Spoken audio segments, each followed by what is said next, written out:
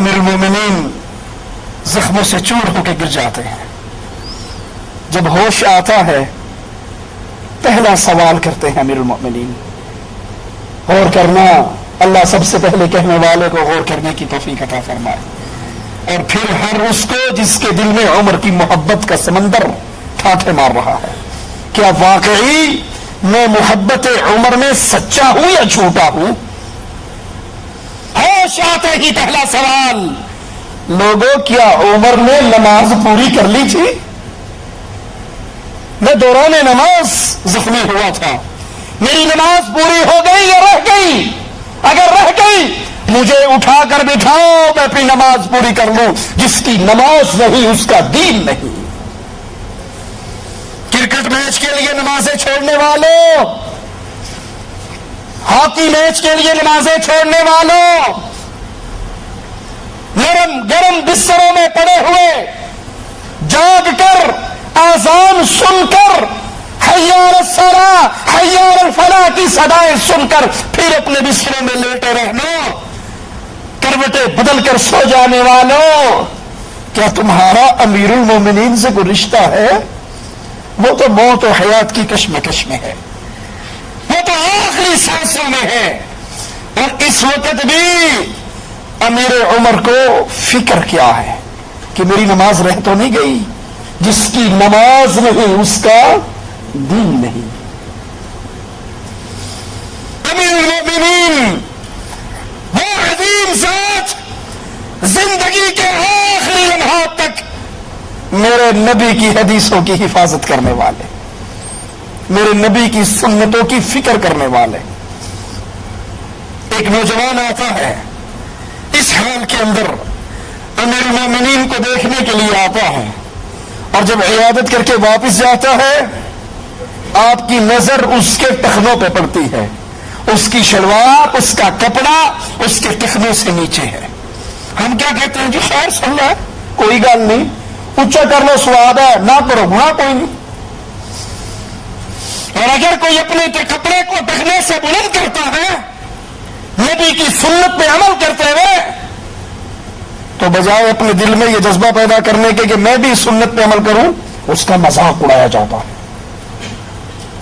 کوئی کہتا ہے چھوٹے بھائی کی شلوار پاؤں، کوئی کہتا ہے بارش ہو رہی ہے تو نے کپڑے کیوں ٹانگے ہوئے، کوئی کہتا ہے بکریاں چرانے جا رہا ہے، کوئی کہتا ہے کپڑا بچا رہا ہے. ایک تو یہ ظلم کہ ہم نبی کی حدیث کی مخالفت کرتے ہیں.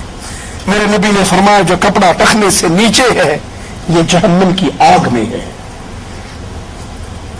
ایک تو یہ جرم کہ حدیث محمد پہ عمل نہیں کرتے صلی اللہ علیہ وسلم، اور اس سے بڑا گناہ یہ کہ حدیث پہ عمل کرنے والے کی بے عزتی بھی کرتے ہیں.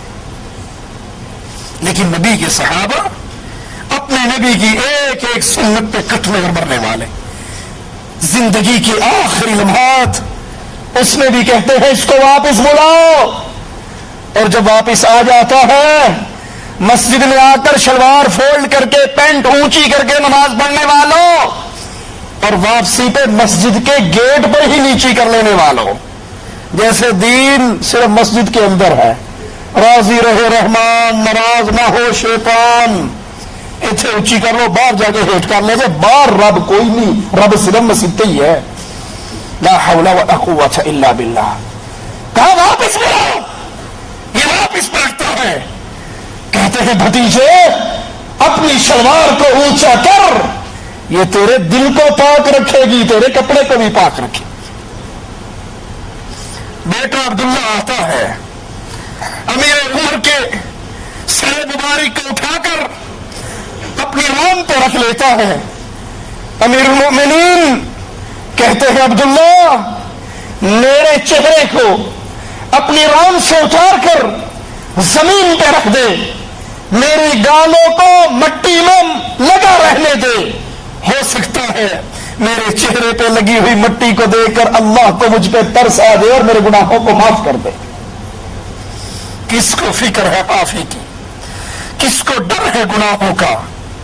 جس کو جنت کا ٹکٹ آقا نے زمین پہ چلتے ہوئے ہی عطا کر دیا تھا. اس کو فکر اپنے گناہوں کی معافی کی ہے۔ آخری لمحات میں میرے نبی کے اس صحابی کی سوچ، اس کے ایمان کی غیرت، محمد علیہ السلام کی محبت، اس کا منظر تو دیکھو۔ عبداللہ سے کہتے ہیں بیٹا جاؤ مومنوں کی ماں عائشہ کو سلام کہو، اور اسے یہ نہ کہنا کہ تجھے امیر المؤمنین نے سلام کہا ہے، بلکہ یہ کہنا تجھے عمر ابن خطاب نے سلام کہا ہے۔ لست امیر للمؤمنین بعد اليوم، آج کے بعد میں امیر المؤمنین نہیں ہوں، میرے آخری لمحات ہیں، عائشہ کو سلام کہو، اور اس سے کہو عمر تجھ سے آخری لمحات میں ایک درخواست کر رہا ہے، اور وہ درخواست کیا ہے؟ عائشہ میں ساری زندگی اپنے نبی کے ساتھ رہا، جنگوں میں نبی کے ساتھ رہا، نمازوں میں نبی کے ساتھ رہا، سفروں میں نبی کے ساتھ رہا، آج تجھ سے ایک بھیک مانگتا ہوں، مرنے کے بعد بھی محمد کے ساتھ دفن ہونے کو جی چاہتا ہے۔ عبداللہ جا کر ماں سے کہتے ہیں، مومنوں کی ماں رونے لگ جاتی ہے، کہتی ہے عبداللہ یہ جگہ تو عائشہ نے اپنے لیے رکھی تھی، سوچا تھا ایک میرے بابا کی قبر ہے، ایک میرے آقا کی قبر ہے، تیسری قبر میری بنے گی، لیکن عائشہ اپنے اوپر عمر کو فوقیت دیتی ہے۔ جاؤ عمر سے کہو مرنے کے بعد تجھے تیرے دونوں ساتھیوں کے ساتھ دفن کیا جائے گا۔ امیر عمر عبداللہ کو آتے ہوئے واپس آتے ہوئے دیکھتے ہیں، چہرہ جذبات سے سرخ ہو جاتا ہے، کہتے ہیں مجھے اٹھا کر بٹھاؤ۔ عبداللہ سے پوچھتے ہیں خوشخبری لے کر آیا ہے؟ کہتے ہیں ہاں بابا، مومنوں کی ماں نے وہ جگہ اپنے لیے رکھی تھی لیکن تجھے اپنے اوپر فوقیت دی ہے۔